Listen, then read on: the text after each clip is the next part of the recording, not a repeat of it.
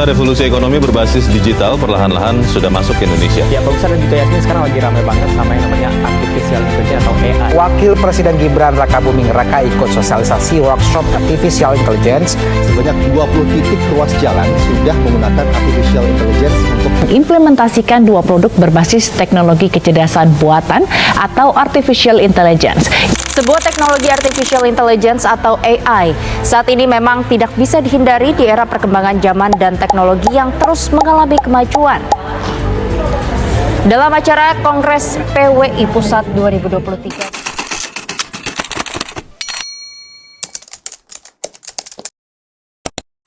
Hai, gue Rizky sebagai moderator dan penanya. Halo, gue Said sebagai editor. Halo, saya Masya Negara Wasdi sebagai notulensi dan editor kedua. Halo, gue Inggildian sebagai penanya. Halo, gue Nora Media Putri sebagai penanya.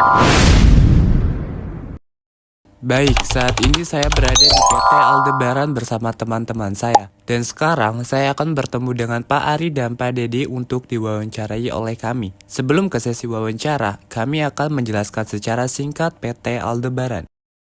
PT Aldebaran atau dikenal juga sebagai Aldebaran Group. PT ini membangun Roosevelt Soho & Suite yang dibangun oleh instansi perusahaan PT Aldebaran. Developer proyek Small Office Home Office atau SOHO BSD Tangerang ini memulai kiprahnya di dunia properti Indonesia sejak tahun 2000. Sebelum mengembangkan hunian Roosevelt Soho & Suite, PT Aldebaran lebih dulu membangun proyek berupa uang usaha wilayah Tebet, Kota Jakarta Selatan pada 2009 lalu. Ruang usaha yang dibangun oleh PT Aldebaran di Tebet itu bernama Tebet Indraya Square. Masyarakat mengenalnya dengan sebutan TIS. Proyek berupa tempat makan ini berlokasi di Jalan MT Haryono Kavling 9, tak jauh dari lokasi Patung Pancoran dan gedung perkantoran Geraha Pratama. TIS dikenal luas oleh masyarakat. Di sini terdapat banyak pilihan restoran dan tempat nongkrong menyenangkan. Para tenan menjual aneka hidangan khas lokal maupun luar negeri yang kaya akan rasa, mulai dari masakan Italia, Perancis, Belanda, Amerika, Jepang, Cina, dan lain sebagainya. Ruang usaha yang dipersembahkan oleh PT Aldebaran ini terdiri dari 3 bangunan di lokasi yang strategis, mudah dijangkau oleh sarana transportasi umum, seolah sudah menjadi ciri khas. Aset properti dari developer ini selalu menonjolkan keunggulan lokasi, sehingga lebih menguntungkan bagi investor.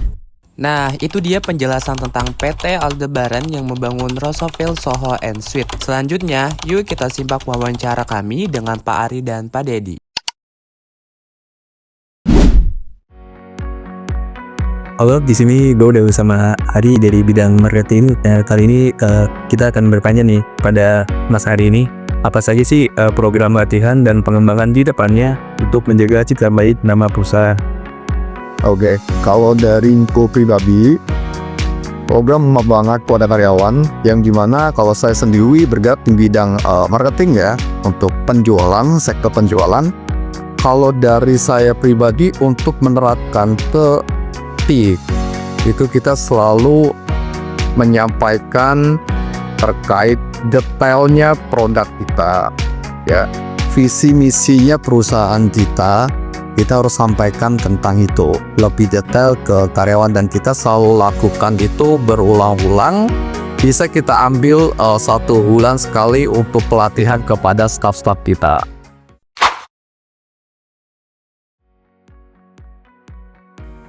Pertanyaan selanjutnya itu bagaimana AI dapat membantu krisis manajemen komunikasi?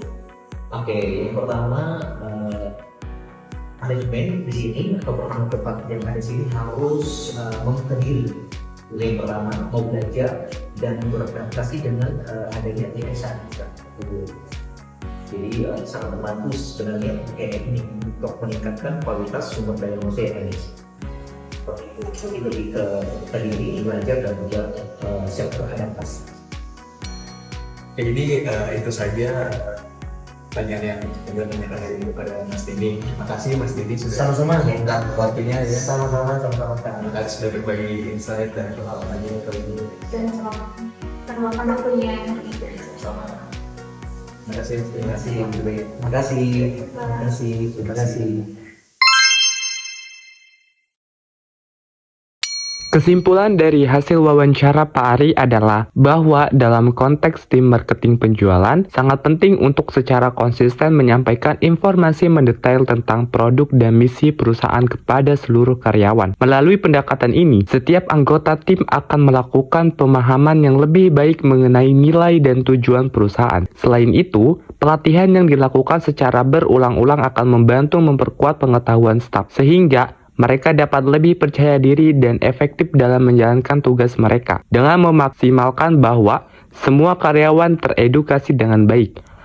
Dan kesimpulan dari hasil wawancara Pak Dedi adalah bahwa manajemen di suatu tempat harus bersikap terbuka dan siap untuk belajar serta beradaptasi dengan perkembangan teknologi, khususnya di era kecerdasan buatan AI saat ini. Dengan mengadopsi pendekatan ini, manajemen dapat meningkatkan kualitas sumber daya manusia yang ada, sehingga lebih siap menghadapi tantangan di masa depan. Nah, jadi itu aja guys hasil wawancara kita di Spill with terima kasih sudah menyaksikan sampai akhir. Jadi,